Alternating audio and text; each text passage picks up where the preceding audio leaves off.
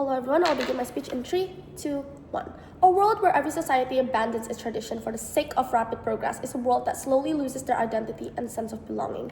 In Aruna, the Rumah Adat system is not just culture, but the foundation that keeps the Kairan community united. So this house believes preserving cultural tradition is necessary to protect their identity, community values, and social stability, even if it slows down certain forms of progress.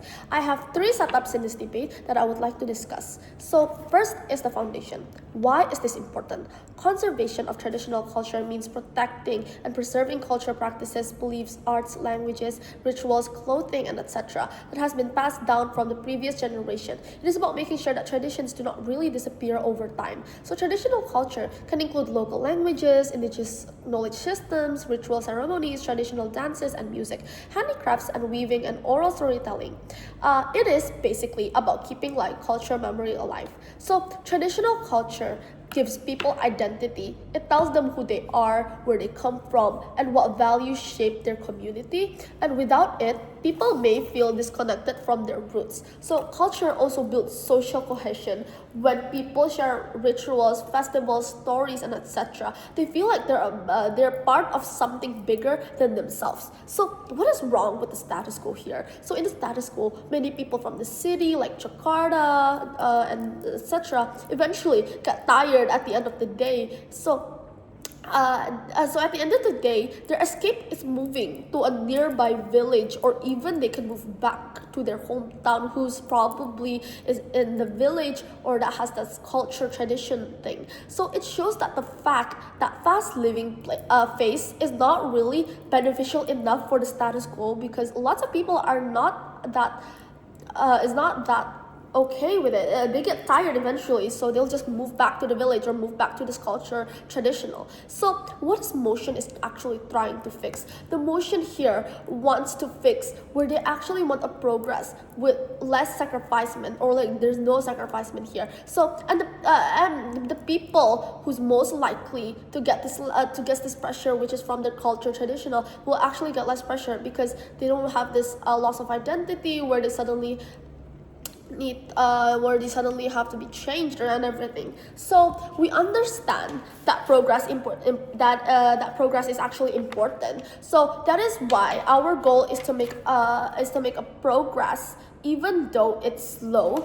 But even if it's slow, at least we have less sacrificement than what the opposition will have, because in the opposition side they will have this lots and lots of sacrificement where they need to make. So that is our second setup of the debate. Now let's go to our third setup of the debate, which is the burden. Our burden is to prove our goal and why our side is actually way more beneficial and less harmful comparing to the opposition side. So let's go to our first argument, where the root problem. So for many communities, especially indigenous groups, traditional culture is actually tied to dignity and political recognition. So when culture disappears, it can feel like an erasure for these people. So conserving culture protects communities from cultural domination. It prevents stronger global cultures from replacing local smaller ones.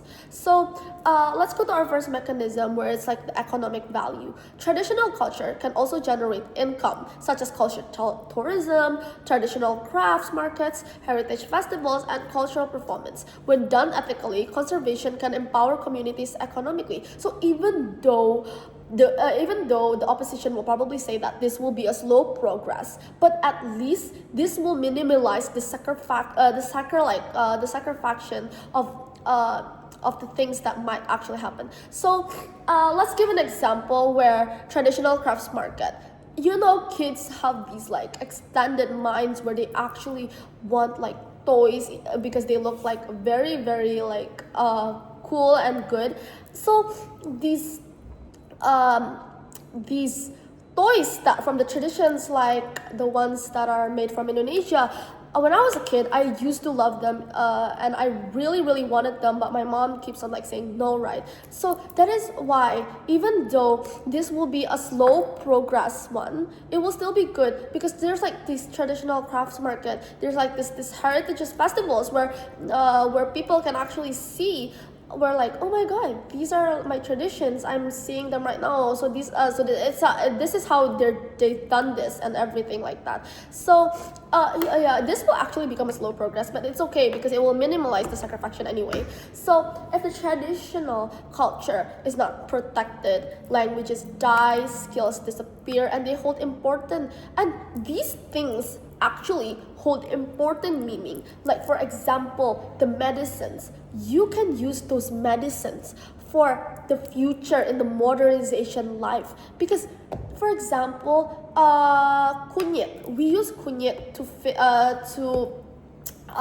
for a medicine for us to like slowly get better because of like something like Indonesia's rempah-rempah. They help humans slowly get better and better, and they usually come from those cultural traditional like people, because they're the one who's like founder of them. So, and even if like if we don't protect this, languages die and skills like disappear, right?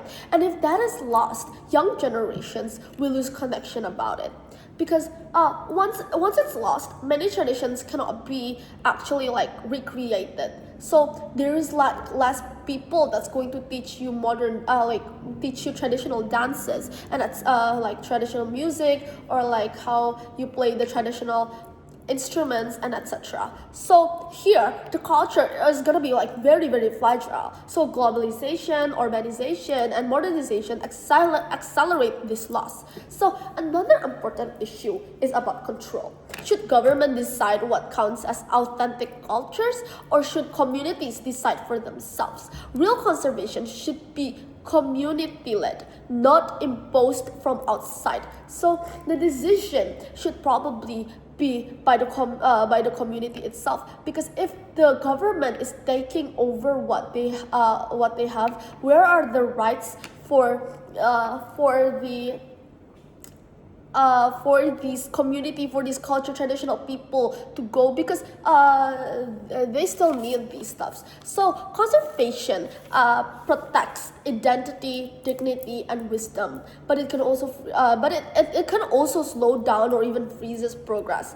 But it also protect like harmful norms and compromise like sacred like practices and conflict with modernization. So how do we protect culture without stopping it from growing? Culture should be preserved because it carries history, values, language, and traditions of a community. It helps people feel proud of who they are, and reminds younger generations where they come from. For example,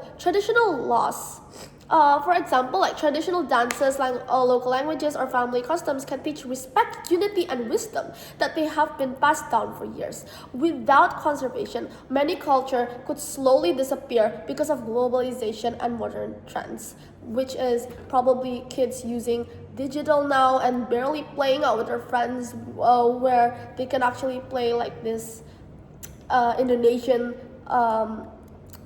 plays and everything, and how these traditional dances or family customs or local language has been like teaches unity and wisdom, right? So, and respect, so they could actually like gain these respects and everything. Okay, I am from the government team, proud to propose.